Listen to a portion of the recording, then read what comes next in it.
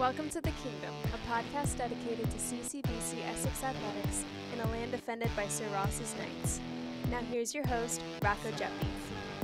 Hello again, Knights Nation. Rocco Jeppy flying solo for the Kingdom Podcast, episode number 5. Today we're going to talk Knights cross country as the men and women get set for their first meet of the season at Dickinson College. We thank you for joining us, and as always, don't forget, follow us on Twitter at CCBC Essex Sports, and use that hashtag the Kingdom Podcast, to interact with us at all times. I sat down the other day and spoke with head coach Noah Hutton, who oversees the entire cross-country program, both the men and the women, and we're going to get to that interview in a little bit. But first, just wanted to talk about so far the job that Noah has done. He's in his third season here with the Knights, and it's been quite an impressive building process for him. Year one, 10 total student athletes. He began to build the program, 5 women and 5 men, and had a really solid first year. Year 2 came out of the gate with 2 women on the squad and 8 men. They were able to field a scoring team for the men, and field a team he did. He took them all the way to the program's first ever Maryland Juco and NJCAA Region 20 Division I championships. He took 6 student athletes on the male side that qualified for the national meet in Kansas, and it was really a coming out party, if you will, for Knights cross country last season, led by head coach Noah Hutton.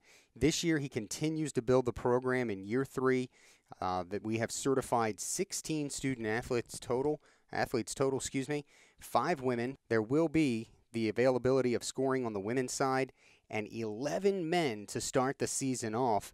I believe he also has a combined 5 to 6 red shirts for this year's squad, so he is over 20 for the 2019 season.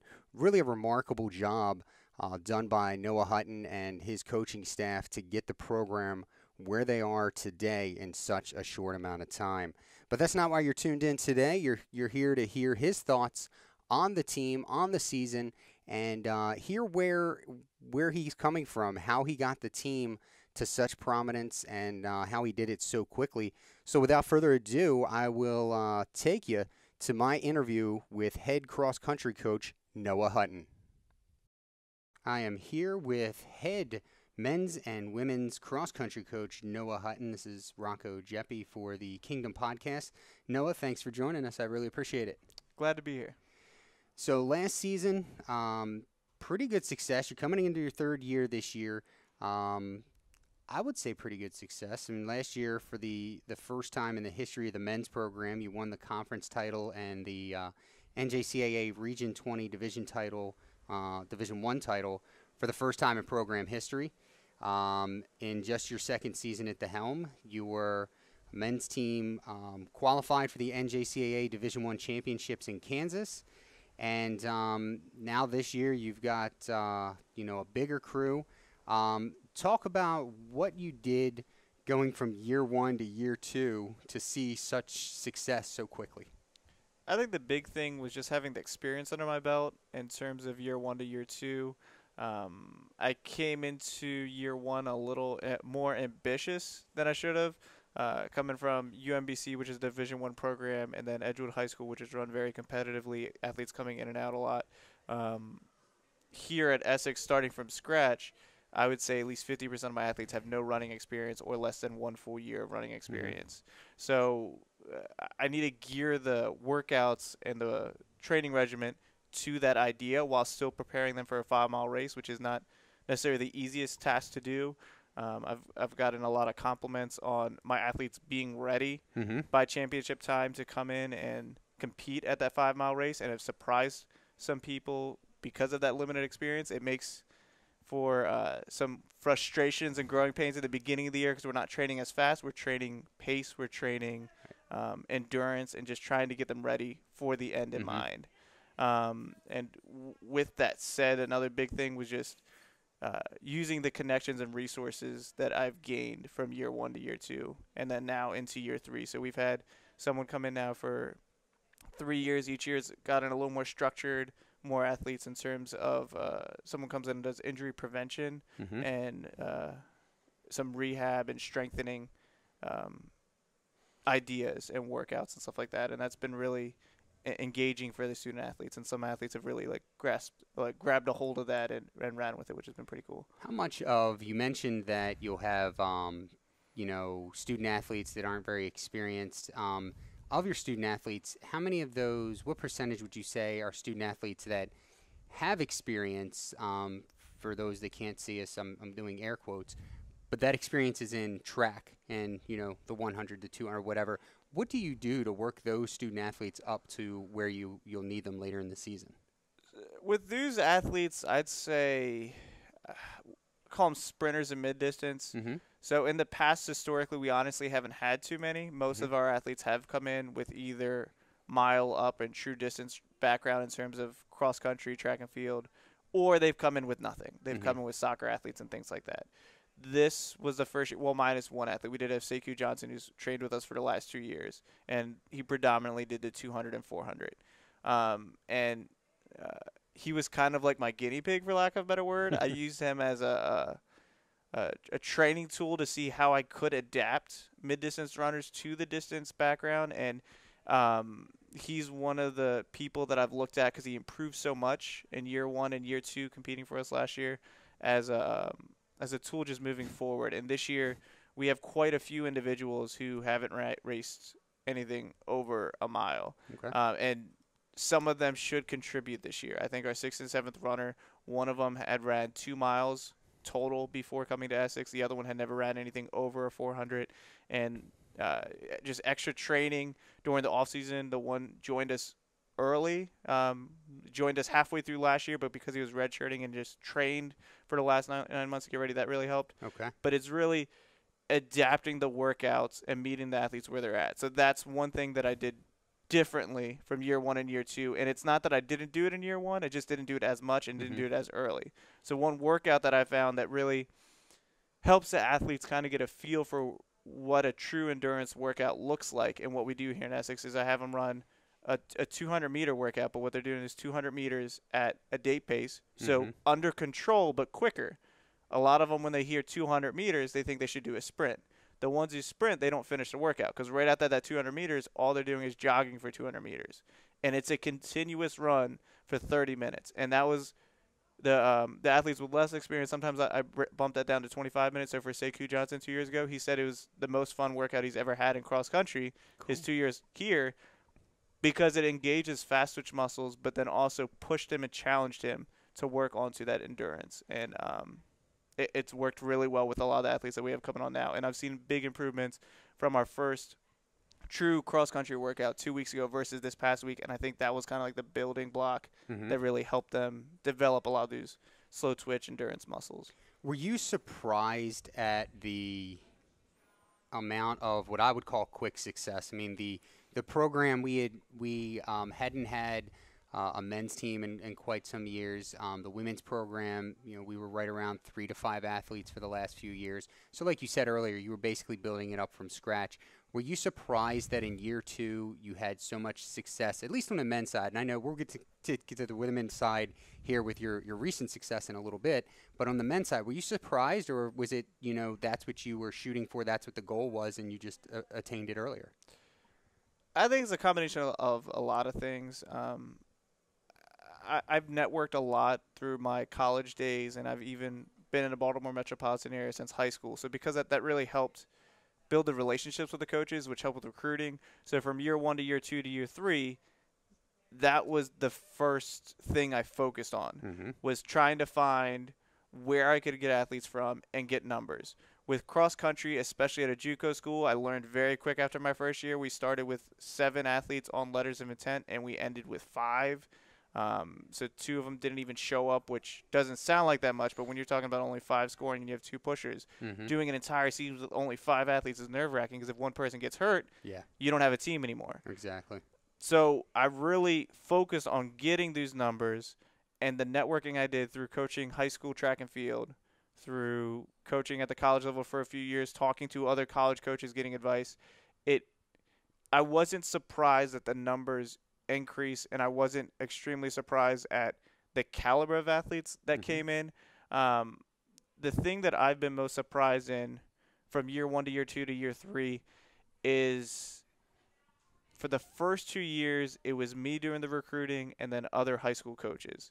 This is the first summer that I've had multiple athletes come to the team, not because of someone on the team, but because they heard from word of mouth or looking online.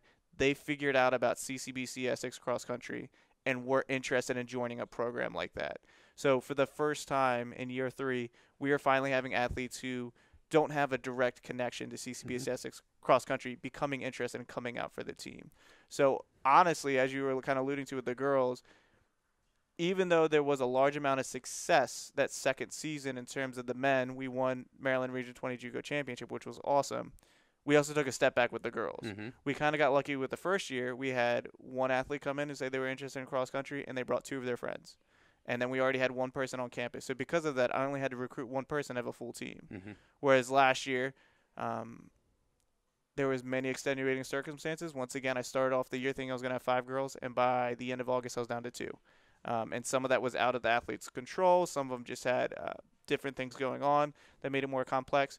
So to me, even though on the men's side we saw the success, because of the kind of step back on the women's side, it wasn't quite as successful as I would have liked it to be. I was happy with it, don't get me wrong. But I also still felt like we could bring more to the table in the cross-country program as a whole.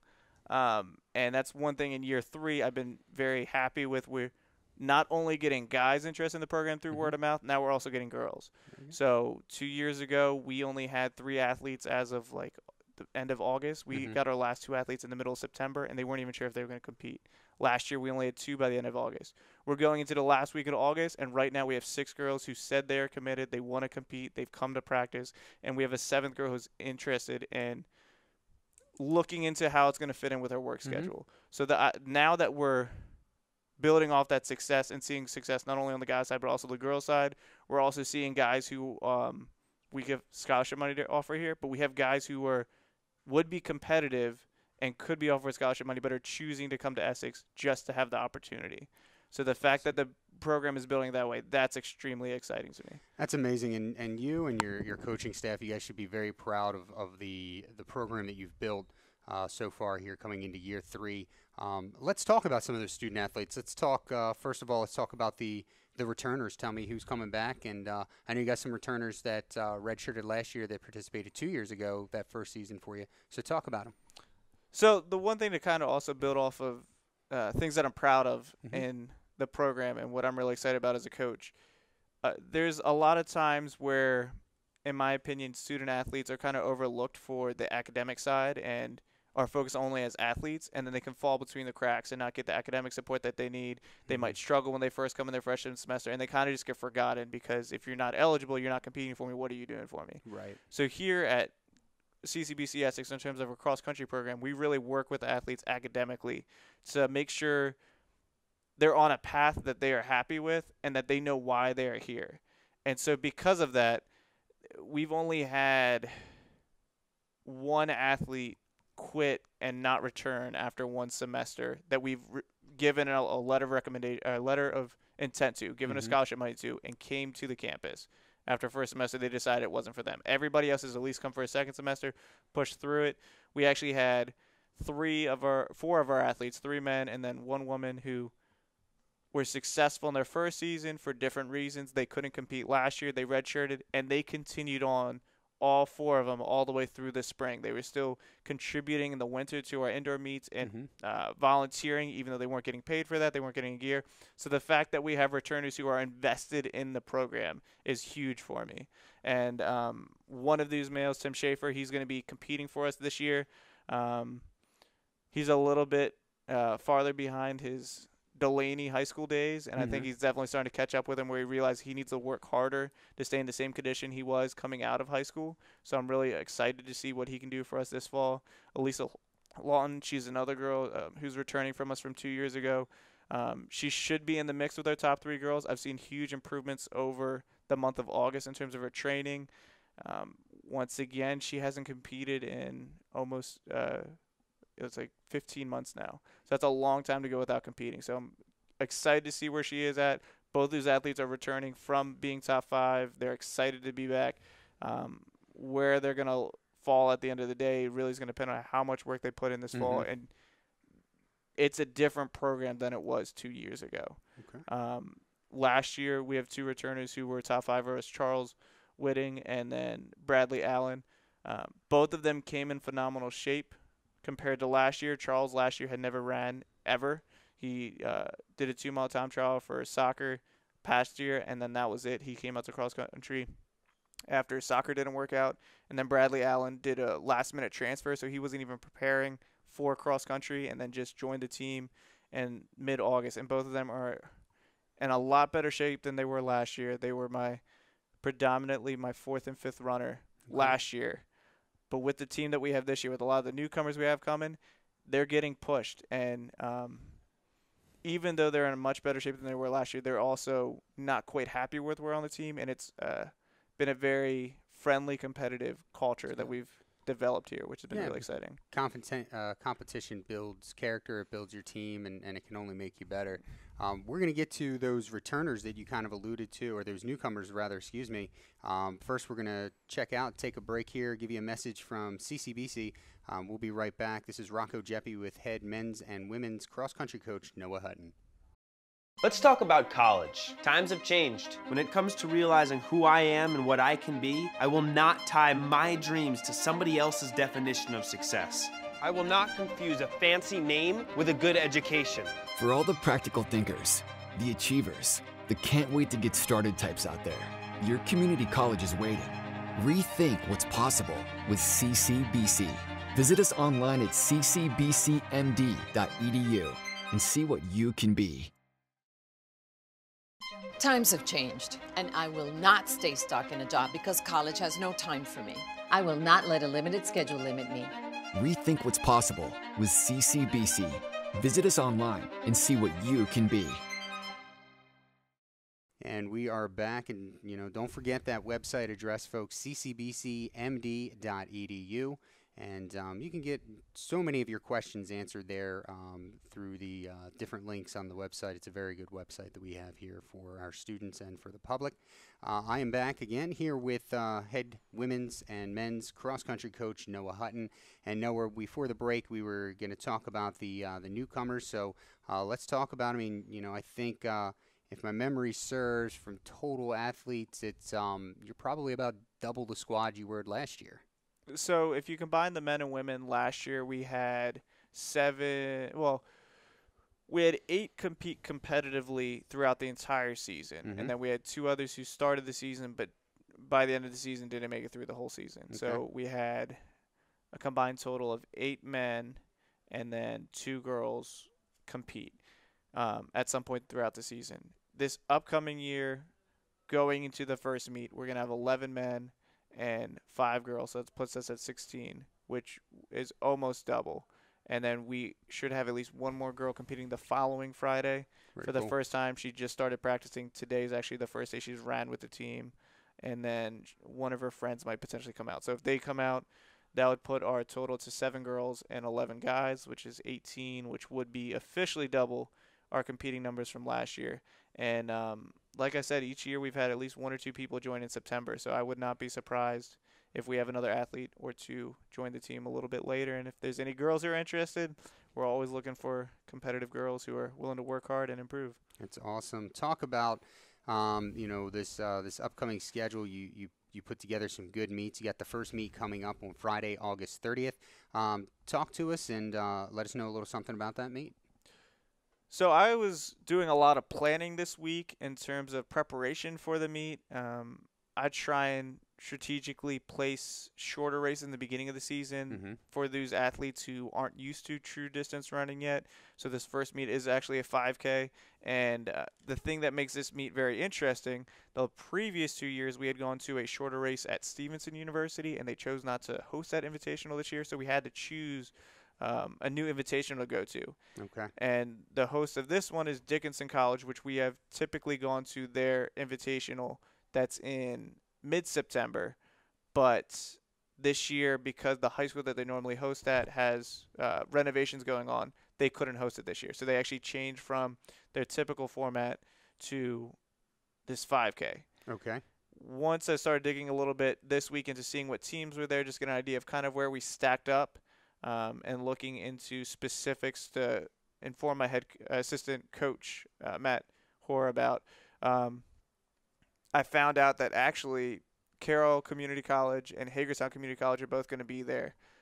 And from looking at their teams, they're going to both be extremely competitive at the Maryland Region 20 Juco Championship. So I think it is a very good possibility that you're going to see 2, if not 3, of the top men's cross-country teams here at this meet for the Maryland Region 20 Juco Championship. And the meet at Dickinson, it looks, to an outsider, and even though I oversee sports information here when it comes to cross-country and running sports, I consider myself an outsider. They're not right in my wheelhouse. It looks like this could be a pretty fun night because, at Dickinson College, it's the Light Up the Night event. It looks like I guess you would say the first gun is going to go around 6 or 7 o'clock, so kind of put you in twilight or something out there at that point. That's got to be kind of cool for the student athletes. It's going to be an extremely interesting race because there's also quite a few competitive Division III schools that are going to be there, but it's also a smaller meet, which I didn't know when I signed up for the meet because you never know how many teams are going to go to the meet. But now that we're a week away, they officially gave the number, and it's 8 schools, so there won't be an overbearing number. So for some of these athletes who've never been to an invitational, it's a lot easier to go on a line with 100 girls, 100 guys, versus going on a field where UMES and Rowan, both of them are probably going to be over 200 athletes for each gender. So that would make a major difference. But with this meet, with all the competitive D3 schools, and then, as I alluded to, there's some very competitive JUCO schools, Susquehanna usually has a handful of extremely competitive athletes. Same thing with Dickinson. And Messiah, the meet that we went to previously, it seems that Messiah typically was extremely competitive at these meets. So our team is definitely going to be pushed. I'm hoping that we can beat out some of these other schools, but realistically, I know that we don't really have a shot necessarily at winning it, but I think the competition that it's going to bring and the experience that they'll gain from it will be extremely rewarding, and then hopefully we can follow that up with another good showing the following week at the Green Terror Invitational at McDaniel College. That's the one that I'm really hoping that we can be competitive and look to win or get close to winning as a team, versus this meet is more so just a shakeout race that you could get you guys ready. Tune up just to kind of see where everybody lies. So those are your first 2 meets. Then on the 21st, you'll be going to Rowan University for the Bill Fritz Invitational. On the men's side, that is October 5th. You have the Bud Smitley Invitational. That's at Penn State Harrisburg, and then Hood College on the 19th. Trying to flip over as we're talking here quickly on the women's side of things. A little bit different after the 6th. On September, the women are going to go to Eastern Shore, and that's for the Maryland Eastern Shore Cross Country Invitational. They'll be with you at the Bud Smitley and at Hood. So the schedule really starting to shape up for you this year in order to get you ready for that Maryland JUCO and Region race on October 26th. And then hopefully we'll be sending you guys out to Nationals again, which this year is in Albuquerque, New Mexico. A little bit drier than Kansas, I would imagine. So good luck, and good luck in that first meet coming up. Final question for you again, if you're just checking in on the podcast, here with Noah Hutton, head men's and women's cross country coach for CCBC Essex. And last question before I get you out of here, what are your overall goals for the men's and women's programs this year? So coming into the season, we're the reigning Maryland Region 20 JUCO champions, and for the last 3 to 5 years, Maryland Region 20 JUCO cross country has not been as competitive as it's been historically on the men's side. So the goal was really to come in and dominate and make a statement that we are the team to beat in Maryland Region 20 JUCO cross country. I was doing a little more research into this meet this Friday and looking into Hagerstown Community College. They've have an extremely strong recruiting class. Their entire top 5 is completely changed. They brought in 5 new athletes. If I remember correctly, they're bringing in the first, second, and third finisher in the Washington County and Maryland cross-country champions. They're bringing in a top athlete from PA, and they're bringing in a transfer student. Based on the article I was reading and looking up some of their times, they are going to be extremely challenging to beat. Carroll Community College, I was looking into them a little bit. They have 2 or 3 extremely competitive athletes. This is their first year of inception, so I knew right from the start that I would have to look out for Carroll Community College and Cecil Community College, Cecil College, and I think Hagerstown and Carroll are both going to be extremely challenging to beat. So the goal really at this point, after looking into it and seeing that Maryland and Region 20 Juco cross country is getting more competitive, it's going to another level, which is exciting to me because I like competition, but it also means that we need to be realistic with our goals. Our number 1 runner from last year, Garrett Harris, he's not competing with us this year. We're hoping he's back next year for fall 2020, but we don't have that front runner that can contend with some of these other teams, number 1, 2, and 3. So Liam Mishk is our top incoming freshman, and he should be able to contend with the top 3s of these 2 schools. But their top 3 is extremely challenging. They're going to be extremely challenging to beat. So at this point, my goal is just to be in the mix with these teams, to be competitive, really have a close race for that championship, and really aim on times. Because if you run the times you want, a lot of times the results follow. So last year we had 3 athletes who officially broke 30 minutes for an AK. Charles Whitting ran a 30:01. So I tell him in my head he broke 30s. We had 4, but realistically there's only 3. So the goal this year is we need 7 guys under 30 in order to be competitive at this level. If these teams show up like they say they're going to, and we'll see how it goes Friday. So the goal is to get 7 guys under 30, try and get 5 guys in a nice pack under 29, maybe have 1 or 2 of them like be in that 29 to 29-30 range. But this is shaping up to be an extremely competitive men's Juco championship this year. So it's going to be challenging. It's going to be hard to predict until we see how some of these other teams shape up. On the women's side, I was telling them there's a lot of turnover right now on the coaching staff side. We only had 3 athletes who had experience before this week. We have this new athlete coming out, so we'll see what she can do. But I'm really excited to see what Gabrielle Turner and Carson Marcelino can do. Both of them should be extremely competitive at the Maryland Region 20 Juco championship level, but realistically, we can't make too many team goals for a team until we know who's on the team and we see people race. So far, of the athletes on the girls' side, only 4 have actually raced a cross-country race, and 1 hasn't raced, and 2 of them haven't raced for 2 years. So it's kind of hard to set standards and goals at this point of the season. So that's why after Friday, I'm going to sit down with the assistant coach, and we're going to kind of talk and see what kind of conversation we're going to have with the athletes to let them know, you just saw these top Juco schools. These are our expectations and goals moving forward. They can really see where they are compared to their other teammates and also some of the top competition. Okay. Well, good luck with all of that, and I think no matter where you set your sights this year, I think it's going to be realistic, it's going to be exciting, it's going to be competitive, and we wish you nothing but the best and luck throughout the season. Thank you. That was head men's and women's cross-country coach Noah Hutton. Folks, don't forget, keep tabs on the team. Follow them on Twitter at CCBC Essex _XC, and they will put up some information and where they stand with some things there, and keep you informed all season long. Right now, we're going to send things right back up to the podcast. Again, my thanks to Noah Hutton for today's interview. And we are back here. Again, Rocco Jeppe here for you on the Kingdom Podcast, episode number 5. This is the cross-country preview edition. And as you just heard there from Noah Hutton, a lot going on with this year's team. Many returners, some of which were here last year, some of which ran 2 seasons ago.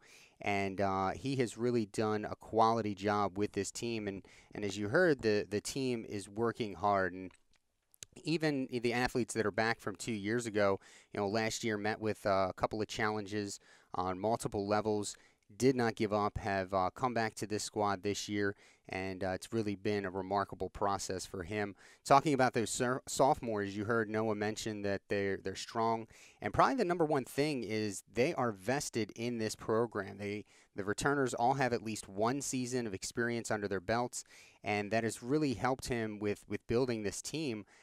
They push each other every day in practice, and that's made his job a whole lot easier. The recruiting side, talking with Noah and hearing what he's been able to do with the recruiting, the connections and the resources, now that the word of mouth is out, working with a lot of student athletes this year that are here because they heard about the program and how he is building it and the success that they have had up until this point. Preparation coming in for the season, obviously, cross country a little bit different from some of our sports that we have here or that we have in the National Junior College Athletic Association. Preparation probably arguably most important for a running sport. You heard Noah's thoughts on that, building endurance. He likes to do that with shorter races to keep the student athletes under control with a continuous pace and preparing them for the longer races later in the season. Now, the Knights are going to get going tonight. They will be at Dickinson College for their Light Up the Night Invitational. The women will go at 6 p.m. and the men will begin at 7 p.m. And this is a 5K race that, again, going back to his theory of work the shorter races and build on that endurance to get them ready ultimately for the more important races later this year, which is the conference and regional championship runs.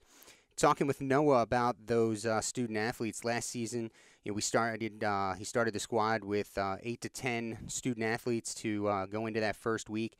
And this year, as we mentioned earlier, at 16, nearly doubling the amount of participants, and a couple more that could gain eligibility before the month of September even gets halfway. So really a great job done by Noah and his staff, getting the program where it is now, and we are extremely proud of him. We want you to make sure to follow their program all season long. You can follow them at CCBC Essex _XC.